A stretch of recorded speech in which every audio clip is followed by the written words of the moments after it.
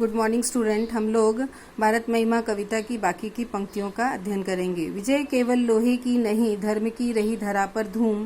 भिक्षु होकर रहते सम्राट, दया दिखलाते घर घर घूम। गौरी को दिया दया का दान, चीन को मिली धर्म की दृष्टि। मिला था स्वर्ण भूमि को रत्न, शील की सीहल को भी सृष्टि। किसी का हमने छीना नहीं, प्रकृति का रहा पालना यहीं। हमारी जन्मभूमि थी यहीं, कहीं से हम आए थे नहीं।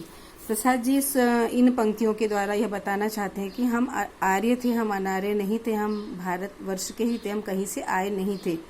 और हमारे भारतवर्ष में अक्सर प्राचीन काल में या राजाओं के काल में लोहे और भाले और तलवार से ही युद्ध नहीं हुए हैं, अस्त्र शस्त्र के द्वारा ही युद्ध नहीं हुए हैं, बल्कि धर्म के द्वारा भी, धर्म के राह के द्वारा भी ऐसा युद्ध हुआ है। जैसे गौतम बुद्ध ने भिक्षु होकर भी बौद्ध धर्म का मार्ग दिखाया और पूरे विश्व में इसका प्रभाव पड़ा और राजा अशोक भी इसी पथ पर चल पड़े।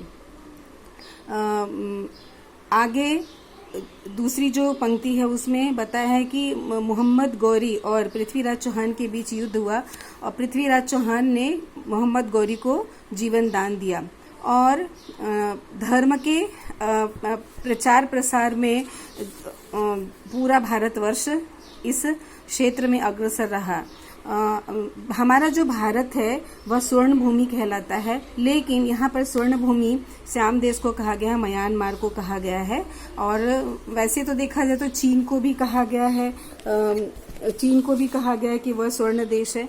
और लेकिन यहाँ पर यह इंगित होता है कि स्वर्ण भूमि पर भी हमारे भारत के धर्म प्रवर्तकों ने अपना धर्म प्रचार के द्वारा आधिपत्य किया और पंचशील राह बताए और सीहल द्वीप यानी जो श्रीलंका था वहां पर राजा अशोक ने अपने पुत्र महेंद्र और पुत्री संघमित्रा को भेजा धर्म प्रचार के लिए। अर्थात भारत की महिमा दूर दूर तक है और हम भारतवर्ष के रहने वाले, हमने कभी किसी का छीना नहीं, अक्सर हमारा ही सब कुछ छीना जाता रहा है, सभ्यता, संस्कृति वगैरह वगैरह। और हमारे प्रकृति का जो पालना है यानी निसर्ग ने हमें अपने ही वनों से आच्छादित पालने पर हमें झुलाया है। हमारी जन्मभूमि शुरू से यहीं रही है, हम कहीं से आए नहीं हैं। तो आगे मैं शब्दार्थ दूंगी और फिर कुछ प्रश्न दूंगी, वो आपको करने हैं। Thank you.